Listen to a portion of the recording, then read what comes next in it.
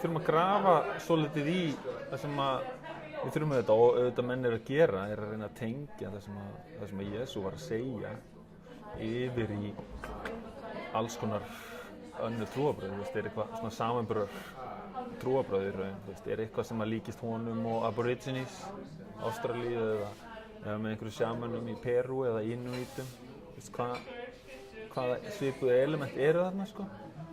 Og eða búddisma og taoisma, súfisma, öllu því sko. Og einhvern veginn mýkja þá fígúruna Jesú yfir í kannski eitthvað sem að mýkja hann, ég veit það ekki. Í raun bara sko að í raun að gefa möguleikann, getur þú, var hann búinn að fatta eitthvað sem að þú getur fatta sjálfur, skilurðu? Í staðinn fyrir að trúa á hann og trúa á föðurinn sem þá distanseraður frá honum. Það er náttúrulega mikið að túlka, en í raun og veru, af hverju aldrei boðið upp á möguleikann að þú sért báðir aðilar, að þú sjálfur sért hugsanlega bæði faðirinn og sonurinn og svolítið að þetta sé svona dans sem alltaf í gangi, bara eins og faðirinn sé Shiva og sonurinn sé Shakti og þá er engin aðgreining, og það þarf af því að þegar að við, og talandi skilyrðing á hugtökum, að þegar að við horfum á hugtaki faðir og sem sonur, þá horfum við á aðgreiningu, skilurðu, að einhver þurfa að gera eitthvað til þess að hlutirnir séu í lagi, sko. Og en auðvitað segir þetta kristnin að þetta sé sama fígúran, heilaga þrenning og eitthvað svona, og kannski erum við komnir einmitt í það að það þurfi bara sko, en að sko útgangspunkturinn sé einhvern veginn samt ekki að það sé vöndun, skilurðu? Að það sé vöndun, heldur að það sé raunverulega bara öllu vel fyrir komið, hvernig sem fer, hvað sem þú hugsa, bara að þú hafir raunverulega enga stjórn, sko. Og það þurfi ekki eitthvað svona bam, vegna þess að það að þrýsta, þetta er svolítið eins og það sem kirkjan er að gera, er hugsanlega að hún er að reyna að slétta vatn með kökuspaða, sko. Þú sléttir ekki vatn með kökuspaða, þú getur aldrei annað en gára vatni, sko. Í raun og veru, mómenti sem að þú átt þú segir við fermingarbörn, ég myndi segja fermingarbörn, mómenti sem þú átt að stoppa og setja fyrirvara á einhvern sem er að predikera trú, er ef að honum finnst að þú verðir að fatta eitthvað. Ef honum finnst að ef honum virkilega finnst að þú verðir að fatta eitthvað, það er mómentið sem að þú átt að hlaupa í hinn áttina. Vegna þess að sá sem að reynir að koma einhvers konar boðskap að einhverju svona skrýtnum krafti, veit ekki út á hvað veruleikurinn, eins og ég kalla hann, gengur, sko. Að það er einskis að leita því að það er ekki tímt, sko. Ég meina allar predikanir eru náttúrulega ennþá svolítið, fyrsta lagi bara uppsetningin og þetta distans að, Þetta er gamla fyrirkomulag. Kannski gamla fyrirkomulag og er kannski að mýkjast eitthvað. Ég veit það ekki. Auðvitað, það sem er auðvitað frábært við það að eiga kristnina sem stofnun og allt það, þó hún hafi líka tekið margt frá okkur. Hún hefur tekið Freyju frá okkur, hún hefur tekið mikið frá okkur, held ég. Hún hefur fært okkur, ég meina ég var bara í Matthías og Passíu daginn og maður bara fer að gráta og maður finnur tengingu og opnun og allt það, bara yndislegt, skilur. Hún hefur fært okkur þessi gæði og fegurð sem er bara, og bara auðvitað öll listinn og allt sem komið hefur gegnum kristnina. En hún hefur líka tekið margt frá okkur, hún hefur tekið myndi ég segja tenging okkar við náttúruna að miklu leyti. Við erum,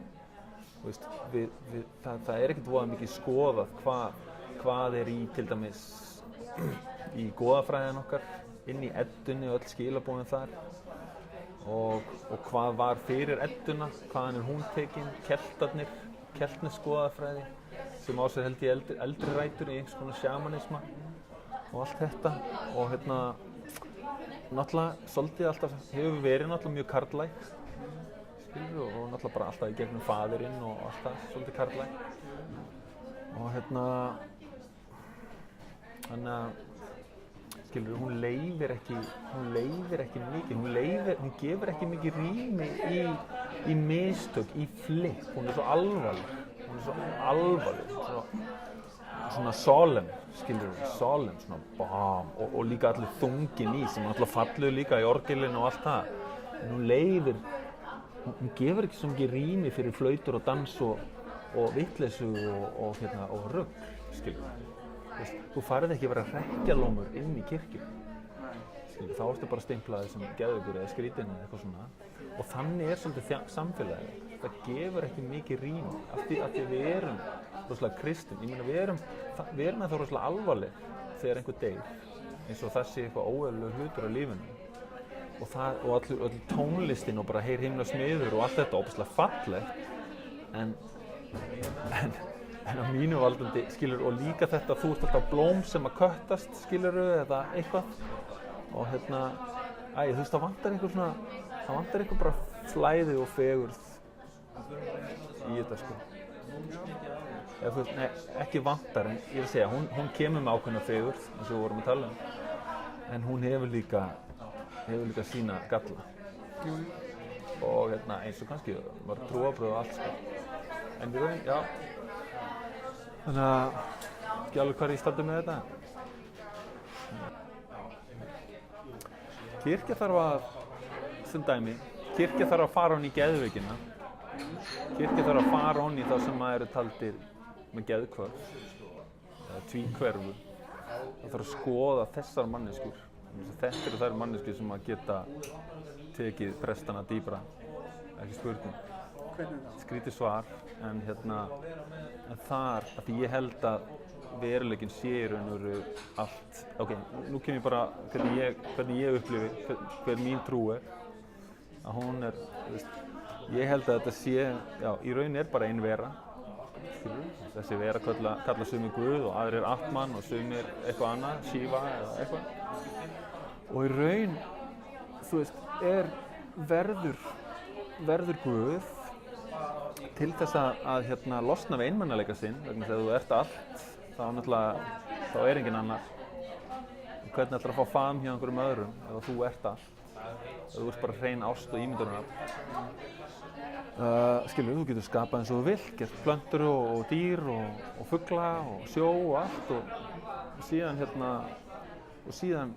og þetta allt ert þú í raun, bara hreint ímyndunarafl þitt sem Guð, tímalaust, bara pjúr nú og upplifun og en á einhverju tímapunkti þá lendir Guð í raun og veru í þessari krísu að hann þarf að gleyma sjálfum sér. Skilur, hann þarf, ef hann ætlar að fá einhvern annan með sér, bara eins og einhver fangi sem er búinn að vera í fangelsi í 15 ár, þarf að setja upp einhvers konar leik, einhvers konar brúðuleik og þar af leiðandi gleyma sjálfum sér, skilur, búa til hinn, að því í raun er engin hinn, það er bara Guð. Til þess að pródúsera hinn, þá er þetta ekki aðgreining, hann næri ekki að kötta sjálfan sig til þess að búa til hinn. Þannig að köttið er í raun bara gleymska. Og það er þessi tvíhverfa Guðs og þannig að hann þarf að setja í gangi einhvers konar drauma sem að mun ekki hverjir þeir eru. Og þannig að Guð verður alltaf að falla. Og það er hinn fallni engill, þannig að Guð í raun og veru sjálfur er hugsanlega hinn fallni engill. Skilurðu? Og setur sig þá eins og við segjum inn í form manns eða form fugls en aðalega manns, já, því að það er maðurinn sem þar sem að Guði hefur líklega tekist þetta ætlunarverk sitt. Honum hefur ekki tekist það í fuglum, ekki í refum, enda ætlaði hann sér það ekki. Og þessum eru dýrin miklu tengdari, þau eru bara einhvers konar flæði. En Guði hefur greinilega, Guði, hefur greinilega tekist þetta, vegna þess að þú manst ekki hver þú ert og heldur þú sért aðgreindur, heldur þú sért, ótti, leið og óttin kemur, þá er það leið og veruleikurinn verður að veruleika, það er að segja veruleikur og veruleiki, leið þú fer að taka þetta alvarlega, þá ertu í raun og veru aðgreindur. Þannig að því að ef þú vissir hver þú værir, þá vissir að þetta væri allt bara leikur, þinn eigin leikur að sjálfum þér. Og þetta er það sem eins og er kallað tvítans hins eina, tvísöngur hins eina, þú veist, tvær flautur, einn tónn, alls konar svona myndlíkingar af þetta.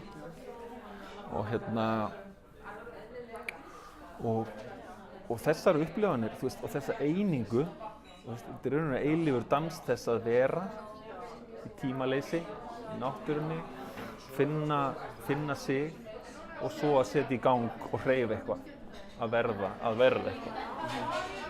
Og þessi dans er eilífur og skemmtilegur og í raun engin tíma, það er að segja að þú ert í tímaleysi og svo setur í gang tálsinnum tíma og allt er þetta bara Guð að vesnast, sko.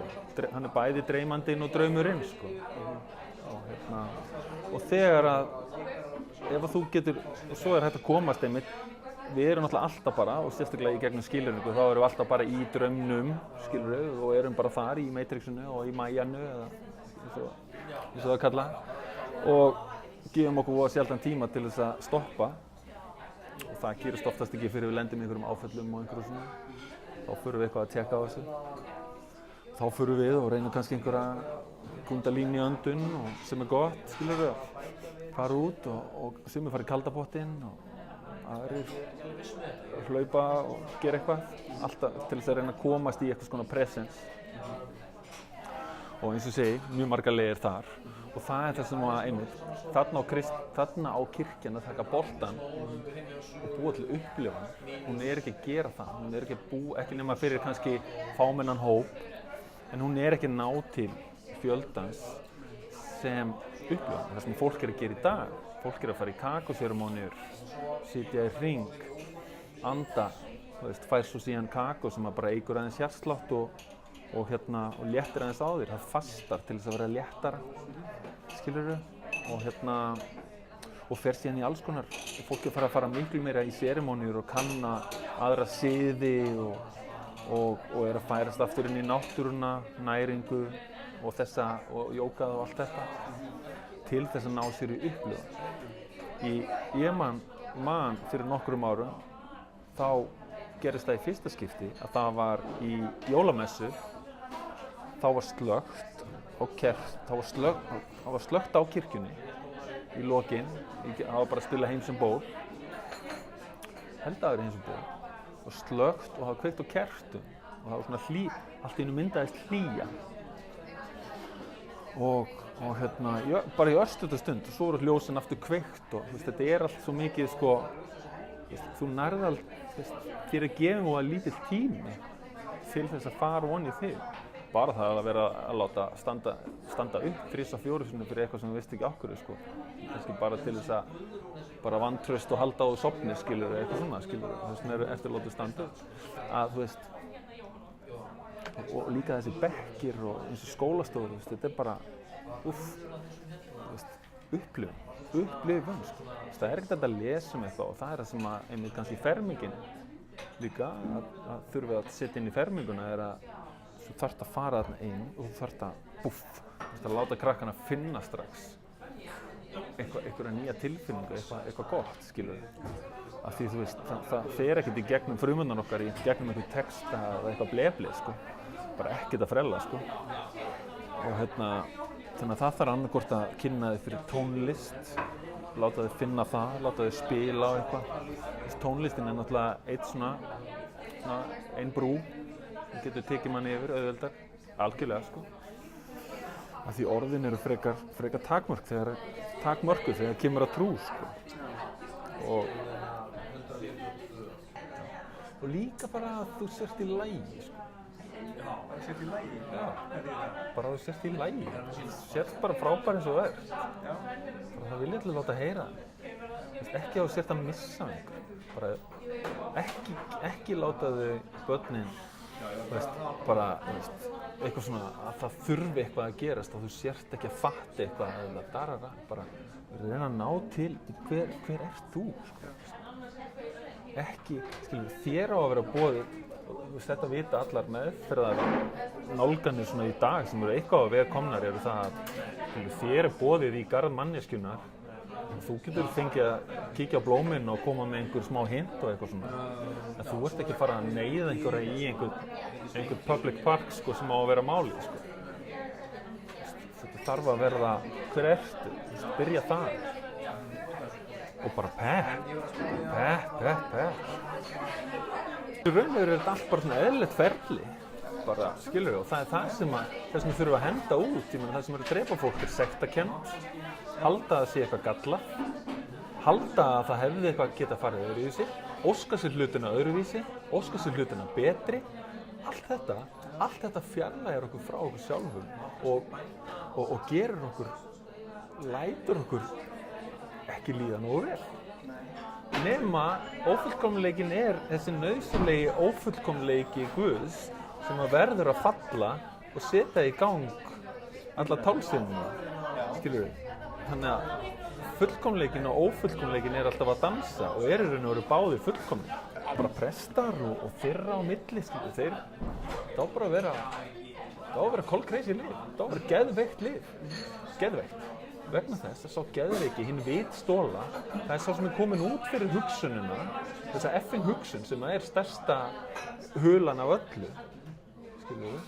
Og hinn vitstóla, það er presturinn á að vera hann. Við viljum hafa vitstóla mann þarna upp í að segja okkur og gera alls konar craziness. Ég vil bara fá prest sem er bara blási í lúður og fuglaflautu og bara hérna og svo er hann á nærbuxunum og eitthvað. Ég myndi fara í þá kirkju, sko. Það er gaur sem er frjáls